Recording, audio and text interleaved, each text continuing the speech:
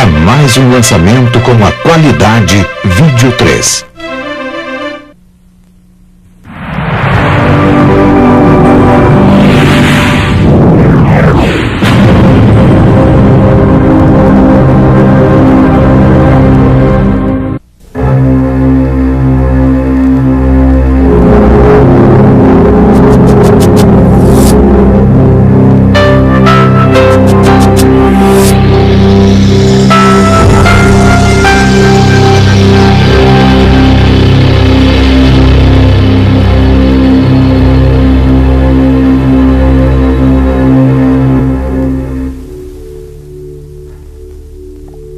Walking one day, you glance up at the sky, you see silver wings on the horizon, reminders of a long-forgotten past.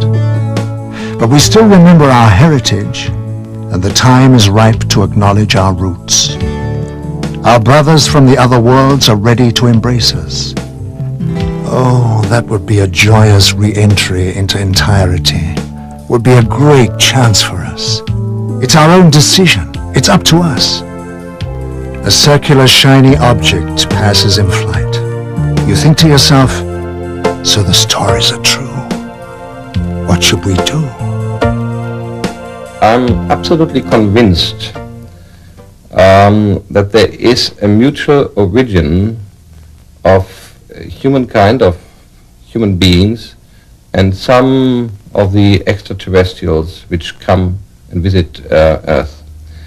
I have various reasons to maintain this point of view. There is a group of extraterrestrials which are really identical with human beings in their size, in their physical look, and their physical makeup. If we take the reports of witnesses seriously, and I do. There are quite a number of cases where these extraterrestrial visitors have made remarks confirming this point of view. They do not officially land in Washington or in Moscow or in London, but they're simply seen rather unobtrusively in such a way that the media is arguing constantly whether UFOs exist or do not exist. We know that they do exist, at least a small nucleus. And whatever their intentions are, I'm sure there is a development in the last few years that it will not be long until we find out.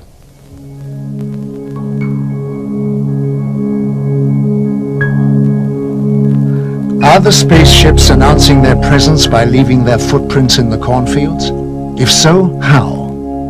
The cornfields of England, home of the amazing phenomenon known as pictograms. In 1990, 1,200 complex symbols appeared in southern England. Some showed a remarkable resemblance to carvings found on ancient monuments. One opinion is that they are a message from spacecraft. Another is that it is energy coming from the ground, reacting with energy from space. All agree it is intelligently created and possibly connected to the nearby stone megaliths. The pyramids, one of the 8 wonders of the world, are monuments to a forgotten civilization. But how did they achieve such feats of engineering? And why are there identical structures on Mars? It is said that the pyramids were built by another civilization for the purpose of containing energy devices to exchange cosmic energy. The pyramids acted as a focusing device to focus energy on the planet at the zenith, which is in exact alignment with the Pleiades. Some people have had contact with beings from the Pleiades who told them that they were here to help us. When asked, "Why do you help us?" they said, "We would like to tell you about the importance of cosmic law, to live by it, not to neglect it. The greatest gift to yourself is to understand yourself through cosmic law. In our world, we give our children this understanding so that they will have a richer life. We come from throughout the whole universe, and we will reveal ourselves to you more and more until you come to understand the universal language." My first encounter, I was determined, if it took me the rest of my life, I was going to find out that day what I had seen that day, and I have never let up from that moment in time. And it has been worth every minute and all the money I've spent on it, because now I'm a far wiser person than I was when I started. I know things now which I would have never known had I not got involved in this thing.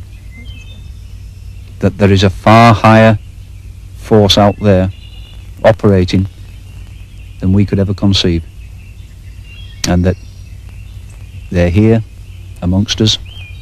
They come and go as they wish. They are watching us, guiding us, and directing the direction we go in. Of that there is no doubt.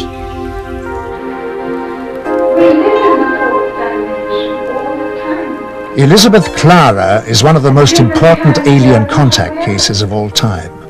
She was born in South Africa in 1910 and is a woman of great wisdom. Between the years 1954 and 1963, she had many meetings with another race. One man, whom she called Akon, told her that he was from the solar system of Proxima Centauri. She developed a deep friendship with Akon. He took her on a 4-month visit to his home planet of Meton, 4.3 light years from Earth.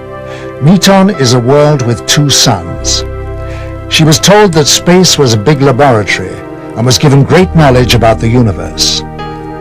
She understood the structure of the cosmos and the laws of light frequencies immediately, and as requested, she passed her knowledge to science, where it was of great benefit. She later went on lecture tours and wrote a book where she shares her insight into the structure of the universe and passed on highly valuable scientific information to the world. She said, "The road to the stars unfolds within a spaceship of great beauty and simplicity, generating her light from the cosmic plasma of eternity, never faltering, always alive and pulsating, shaped like a galaxy with a halo surrounding her and the shock wave glowing. All of creation is light, the key to the universe. The whole of existence throughout the planetary systems, the stars, the depths of interstellar space are all made up of visible and invisible waves of light. To the seen and unseen, to all energy, substance, liquids, gases, and all life, the release of the microatoms of light from oxygen is the source of all life. The electromagnetic waveform, or light.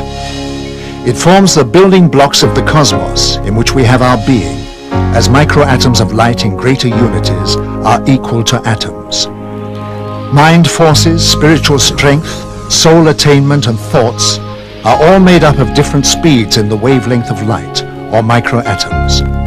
Electricity is microatoms of light, while sound and color occur when the microatoms have different speeds. And when microatoms are stopped, they create heat.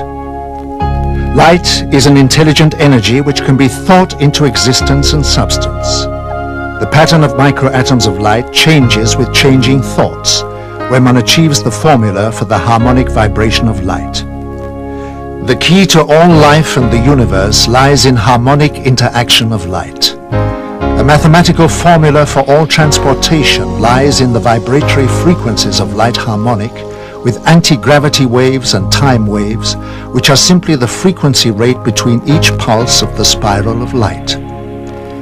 By controlling this frequency rate, the flow of time can be varied, and one simply moves within one's environment, within the protection of the spaceship, instantaneously from one planet to another, or one solar system to another, where time, as a geometric, is controlled or eliminated. Your civilization has yet to comprehend the complexities and interaction between regeneration and space exploration. The universe is in a perpetual state of evolving alteration. It's an evolving power of great magnitude and destructive capability, which has to be approached with great caution and responsibility. Entering certain quadrants, known as space gates, can only be achieved when conditions are favorable and with a suitable space vehicle. As the universe evolves, many planets die as a result of natural forces or because of the stupidity of the race. Therefore, civilizations must explore to find new homes or their species will expire. You must comprehend that to achieve this, space vehicles of many sizes must be available, from the smallest drone used for surveillance to mighty craft as large as your planet, capable of transporting a whole civilization.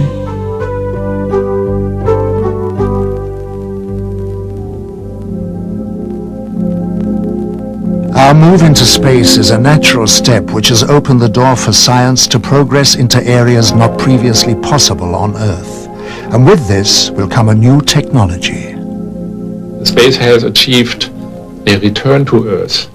And I've always maintained that we need to fly into space, and we need to develop the capability and the horizon of flying into space in order to return to Earth with better capabilities and the know-how to solve our problems on Earth, the cardinal problems of the next century. And so when I talk about flying to the moon and flying to Mars, it should not be misunderstood as a flight, as you know, as people running away from a home they don't like anymore. It is really a return. It should be a return to Earth, and it should all happen in an integrated fashion, that we explore the planets while helping Earth, that we explore the planets in order to help Earth. By exploring Venus and Mars and Jupiter, we learn about Earth by comparison.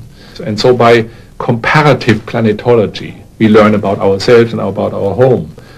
And we need to understand that planetary research, people landing on Mars and other planets, will not be done by somebody far away from us, but it'll be part of a connected, holistic program all the time. Earth will remain for us the center of it all and the purpose why we do this in the first place.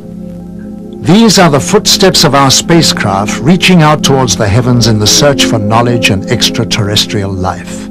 We are embarking on a dialogue for which a common language has yet to be created, and which, when in full swing, will pose questions we have never ever envisioned, not even in our wildest dreams. There is life elsewhere, and therefore an extraterrestrial civilization to which we stretch out our hand evermore, whose attention we wish to attract, and with whom we wish to make contact. I am convinced that we shall be able to make contact on a broad basis. After all, there are already very many who have. And this contact between people is just as important as that with the universe.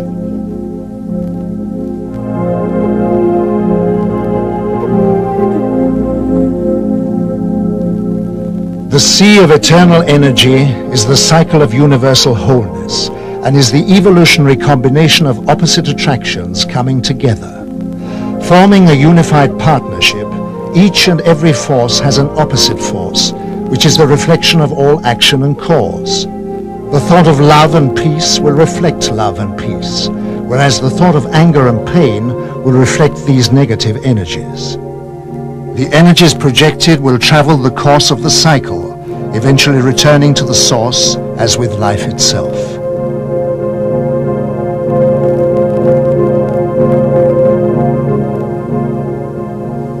The point of fact is that everything, when you get down to one particle of mass, everything's nonlinear, and everything generates phase conjugation or time reverse waves.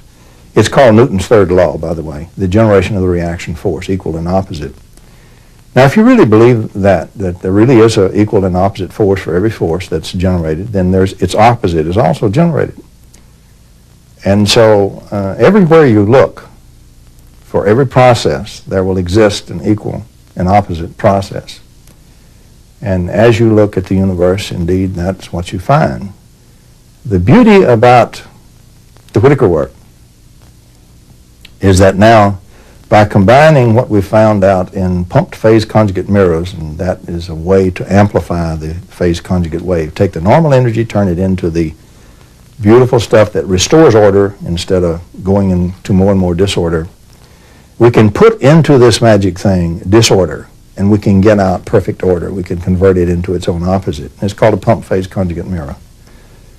By doing that and amplifying the time reversed wave, amplifying the order, if you will, we open up a totally new physics. For example, the concept of energy is, in everybody's mind, the assumption that you take the energy, you bring it into something, you do work, which is scatter it, and that's called heat.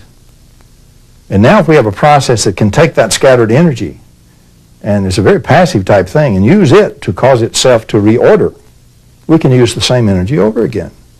And it says now that is absolutely permissible, whereas before that's never been permissible before at all. And so what we've really done is we have a new model of physics. And we can do some things in this new physics that just can't be done before. Rupert Sheldrake's explosive scientific breakthrough provides a new and radical solution to the mysteries of life. Sheldrake says that memory is inherent in nature. All natural systems, from minerals to man, inherit a collective memory of their kind. He says that formic causation is inherent memory which depends on morphic resonance, a process that involves action at a distance in both space and time. Far from being stored as material traces within our brains, our own memories result from our tuning in to ourselves in the past. I'm a biologist, and my principal interest has been to understand the development of plants and animals. How they grow from eggs, how the embryos develop. This is a subject on which I did research for many years, and this led me into the broader question of memory in life. I came to think of biological inheritance as involving a kind of memory, as well as the genes that organisms inherit. There's a memory from past members of their species, a kind of collective memory.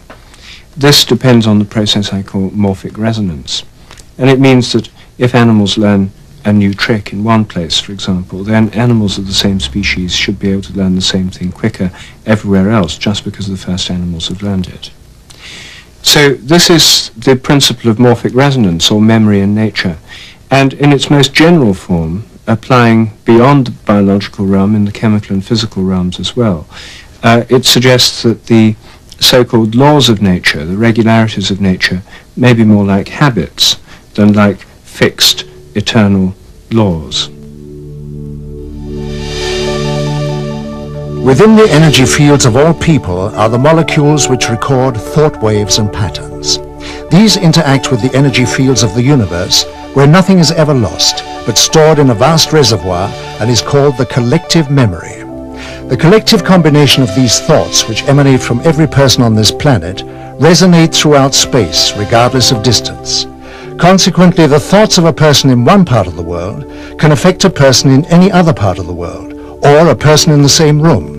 This is why some people know instinctively how another person feels about them, without them ever having spoken. Kann man zeigen, dass weit jenseits dieser Physis. Now it can be shown that beyond this physical world there can be found only a realm of structures that cannot be described as material, but which can always change and restructure the material world, and especially the structures of human beings. When I regard these projections into physical space, I see very great similarities with the morphogenetic field postulated by Sheldrake. The most important thing that can be given to us individually and collectively is to help heal the human scar, which is that somehow we're separate from everything that is powerful, everything that is beyond our individual grasp. In order for our species to evolve, we must be able to dissolve that illusion of separation. Sheldrake has given us a vocabulary which talks about our resonance, our innate resonance, beyond the differentiation of species, but rather incorporating cosmic consciousness. It's something that I talk a lot about in my work. For I have discovered that we not only have a physical DNA which offers the blueprint of our physical vehicle of consciousness, but we have an emotional DNA and a spiritual DNA which piggyback with us into this existence. Science is still struggling with that which is invisible. But as we begin to recognize what I call the essence, or what Sheldrake calls the resonance, we begin to be able to articulate something that can be perceived and utilized. Because if we understand our emotional DNA, we can begin to sculpt it so that we select with wisdom and grace only the blueprints that facilitate the evolution of our species. As we use these faculties of resonance, we can begin to acknowledge consciously that we are communing with other species and that we are influencing them, for we are influencing them. Whether they are civilizations beaming to us from outer space, or they are from within. There are even civilizations within the structure of the planet Earth itself. There's an infinite opportunity to practice resonance. And resonance really means becoming conscious of our vibration so that we attune and align with a vibration that we perceive enough to exchange. Whether that exchange is an exchange of DNA material or conscious material which is beyond what we can pull from our present microscopes, physical apparatus which verifies life. Life is, after all, still beyond the particles that we have been able to see with our technology. Dr. Sheldrake has brought about a whole breakthrough in science. In short, what he's saying is that there is a template behind the structuring, the configuration of the forms that we witness on the physical plane, and that template is dynamic instead of static. That is, that it does pick up the feedback from the way things get transformed at the physical level. So that, for example, if a laboratory in New York is seeding a crystal, and then another laboratory in Paris is seeding the same kind of crystal, the fact that the crystal is being seeded in New York is going to speed the process of the seeding in Paris, even though there's no communication between the scientists on both sides. Actually, it is a confirmation of the general theory, what is called the non-local acausal theories in physics. That is, that the world is an unbroken whole. What happens in one part of the world affects the other part without information being transmitted from one part to the other.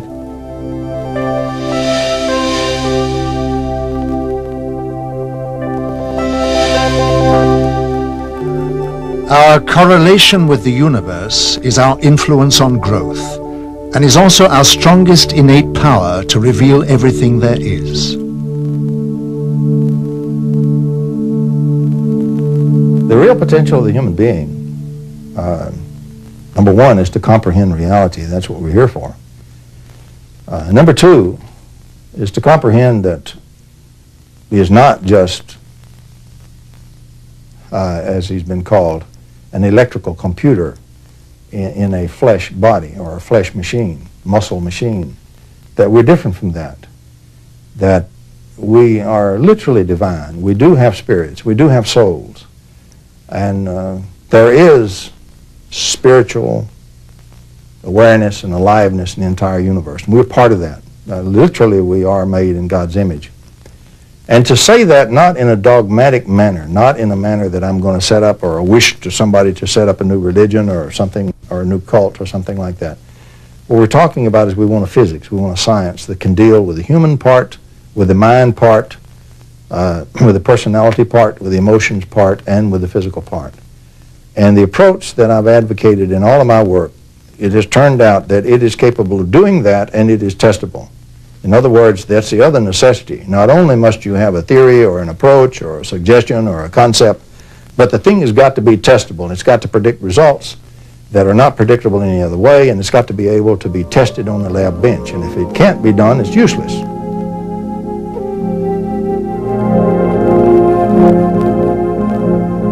The universe holds the necessary resources for us to structure our world to our needs.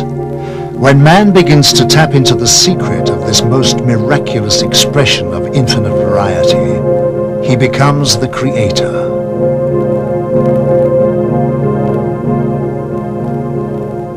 In quantum mechanics, which is the best physics we have a theoretical treatment, a model, if you will, where we model physical reality as occurring in little jumps called quanta. Little changes that are like little bricks of change that jump brick by brick. And big changes are just made up of lots of little brick changes very rapidly. And what we have in quantum mechanics is the fact that we have a certain kind of model called the Schrodinger equation, where all the things that a system might be, how it might be constructed or what kind of shape it might be in, are moving along, and suddenly the system collapses and one of these falls out. And they call that the collapse of the wave function, and this thing that was a probability now suddenly emerges as observable change. If you can go in and manipulate a hidden structure inside the Schrodinger potential that's moving forward, you can decide which one of those, or even change what's available to emerge into physical reality. In plain language, what we have said is this. With the Whittaker approach, the scalar electromagnetic approach, you can go inside physical reality before it's even born, before it turns into physical reality, while it's still in the probability state.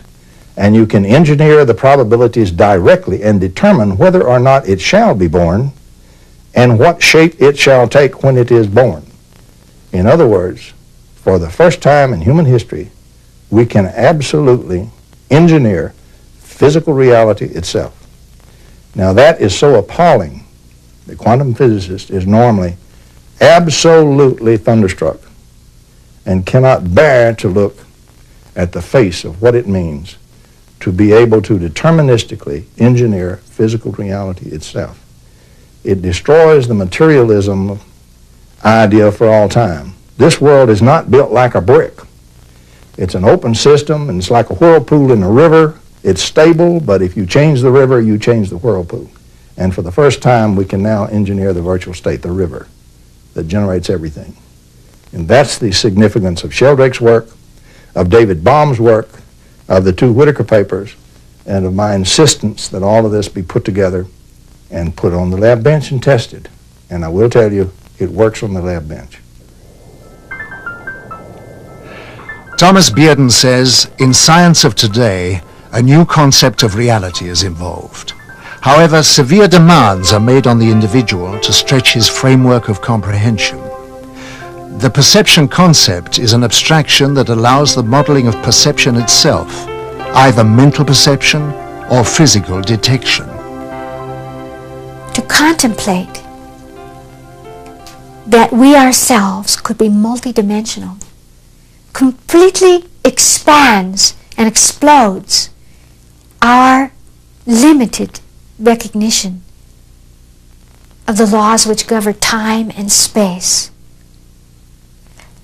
Because dimensions are not separate from each other.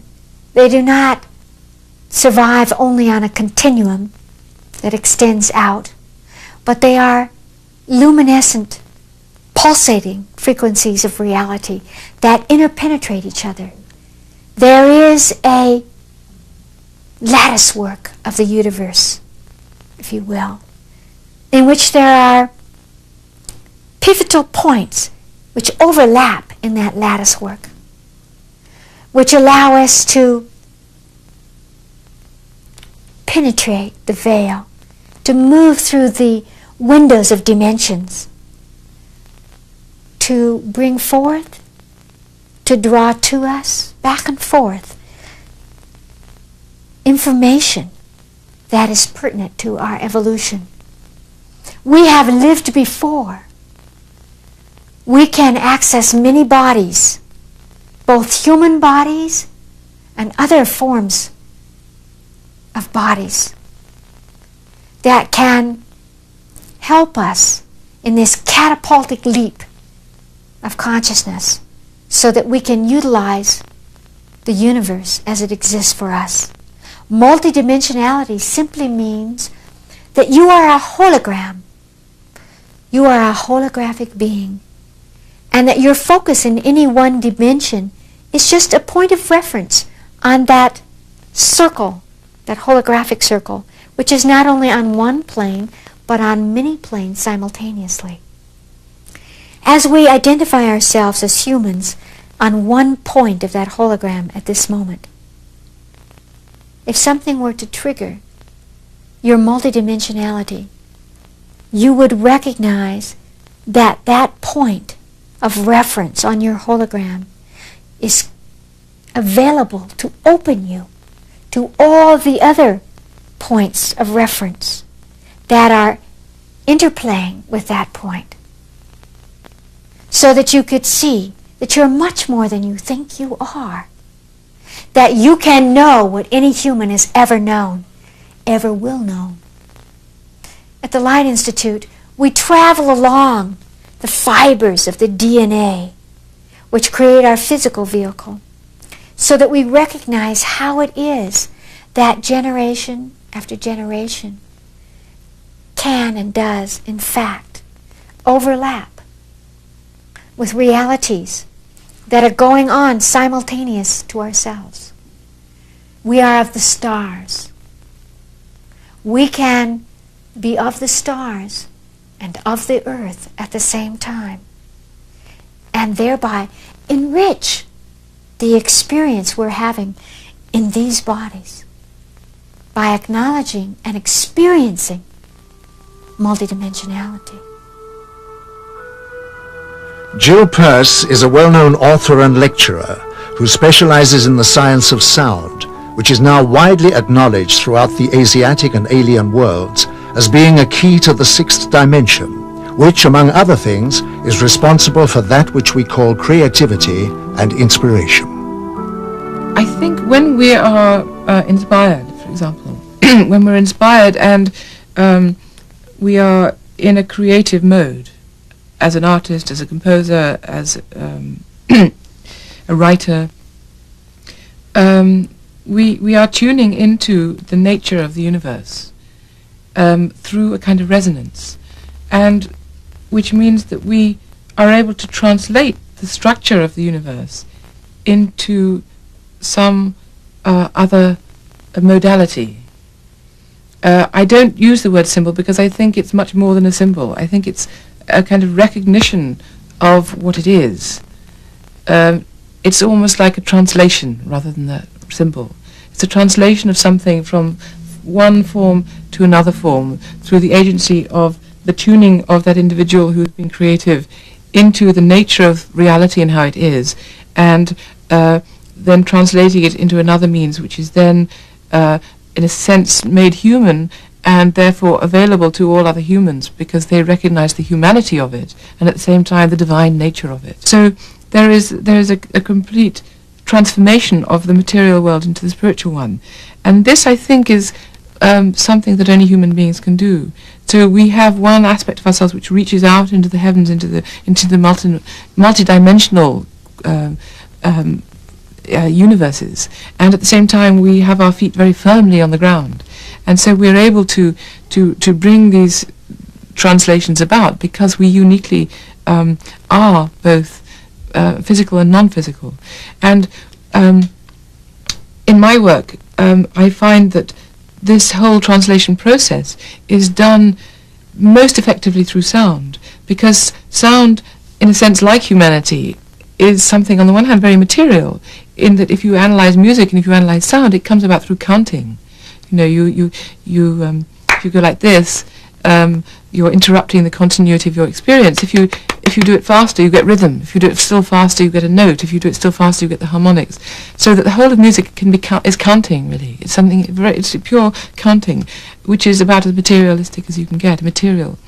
At the same time, if you play a Beethoven symphony or a Mozart symphony, and you're moved to tears, there's no way you can describe that to anybody, because it's the emotion that comes about through hearing music isn't something which is in any way material or describable, or you can't reach it through language or counting. So it's a completely magical experience. So it's a feeling that we get that we are part of something vast and something wonderful, because we recognize through the identity of these sounds, both to us and to this vast universe, that we recognize what we are.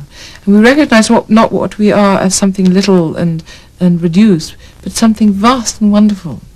And insofar that there are certain kinds of music which all respond to, it is these kinds of music which touch into these parts and provide this kind of recognition and a sense of joyfulness that we are part of this great, wonderful and joyful universe. Music is the harmonic vibration of all substance and is the source of human emotion. The spheres are the souls of the substance of matter from where life begins. Man is united with the universe by the life force of all matter throughout the spheres. Well, first of all, the spheres, in traditional understanding of the spheres through the Christian tradition and into the Renaissance, the spheres were supposed to be the spheres of being which separated humanity and the earth from God. And so when a soul was born, a little bit of God substance separated from God and passed down through all these spheres, through the realms of mind and potentates, and the realms of the angels and the archangels and the fixed stars and the planetary spheres, down through the elements and finally into the element of the earth. So the soul would pass down through these, and as the soul did so, it would pick up the astrological qualities, the particular configurations of its own nature according to the space-time moment of its birth. Now, at the same time, if what Plato tells us is true, it would also pick up its own musicality. It would pick up the musical quality of the spheres according to the space-time moment of its birth. And so it would be born a musical being. So it's actually the understanding that comes to us through understanding sound is that the universe is not only alive, but understandable.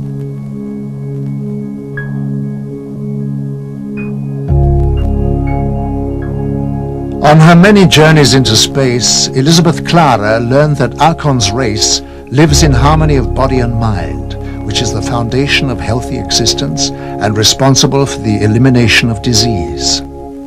They know that most diseases are caused by emotional or psychological stress. Archon told her that all cosmic neighbors looked at our world with watchful eyes. They see that the natural world is dying through the imbalance which we are creating in nature, reducing the resources we live on, and they are out there waiting to help. When asked why they didn't come more often, they said, to come here, we have to make many kinds of adjustments to the body, because we are uncontaminated.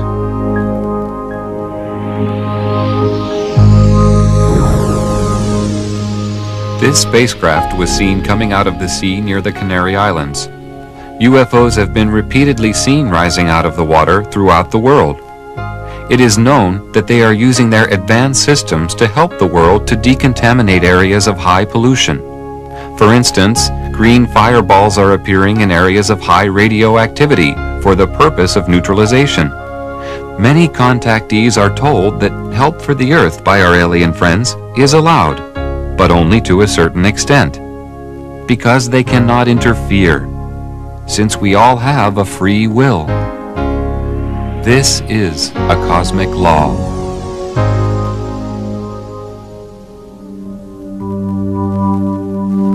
Life in our own planet is different to what you experience on Earth. We have long overcome the negative aspects of aggression, jealousy, and power. Although we are very advanced by your standards, we lead a simple life of love, mutual respect and harmony, each integrating with each other in a like manner, conforming to the cosmic law of mutual harmony. Our family unit is the integration of like souls, which is a form of higher love beyond your comprehension. Children are born of these family units to evolve into even higher levels of understanding. Partners are not tied to each other as with your earthly rules. The merging of auras of the twin souls is a bond of such love and understanding that rules are not necessary. We do not have rules as you understand them. Law is a code of conduct. We do not require a code of conduct as you perceive it. Age is of no consequence to us. We merely exist in this form for a term of many times your lifespan, and are then reborn to a higher level. Our harmony with our environmental surrounding is absolute. Elizabeth Clara was brought to our planet by Alcon as a step towards bringing understanding to your race regarding the life and ways of cosmic neighbors. The mutual love which existed between them was a natural harmony of souls. Alcon could not have lived permanently on your Earth because of your contamination. Our recreation is very different from that on Earth. We do not have sports of violent physical contact and do not participate in anything which creates rivalry. One great enjoyment is to use our brain power, either singly or jointly, against what you would call computers. Our music is a combination of vibrations, colors, aromas, and visual effects, but unlike yours, it is of a meditational nature.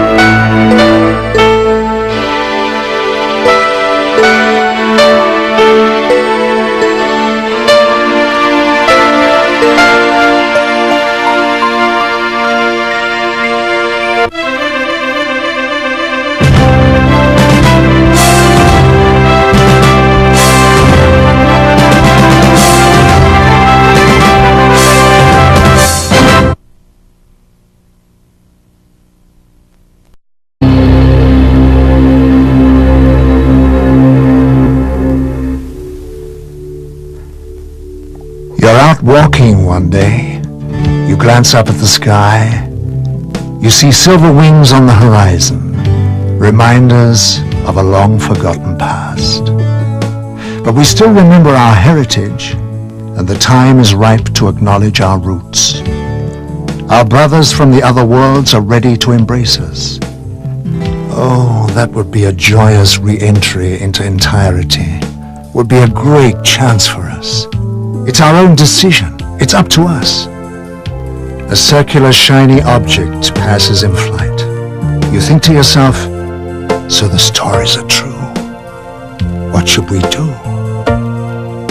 I'm not officially land in Washington or in Moscow or in London, but they're simply seen rather unobtrusively in such a way that the media is arguing constantly whether UFOs exist or do not exist.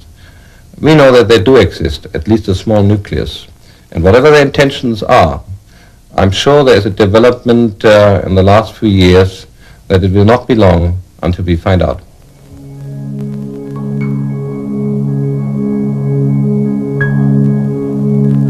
Are the spaceships announcing their presence by leaving their footprints in the cornfields? If so, how? The cornfields of England, home of the amazing phenomenon known as pictograms. In 1990, 1,200 complex symbols appeared in southern England. Some showed a remarkable resemblance to carvings found on ancient monuments. One opinion is that they are a message from spacecraft. Another is that it is energy coming from the ground, reacting with energy from space. All agree it is intelligently created and possibly connected to the nearby stone megaliths. The pyramids, one of the 8 wonders of the world, are monuments to a forgotten civilization. But how did they achieve such feats of engineering? And why are there identical structures on Mars? It is said that the pyramids were built by another civilization for the purpose of containing energy devices to exchange cosmic energy. The pyramids acted as a focusing device to focus energy on the planet at the zenith, which is in exact alignment with the Pleiades. Absolutely convinced that there is a mutual origin of humankind, of human beings, and some of the extraterrestrials which come and visit Earth. I have various reasons to maintain this point of view. There is a group of extraterrestrials which are really identical with human beings in their size, and their physical look, and their physical makeup. If we take the reports of witnesses seriously, and I do. There are quite a number of cases where these extraterrestrial visitors have made remarks confirming this point of view. They do.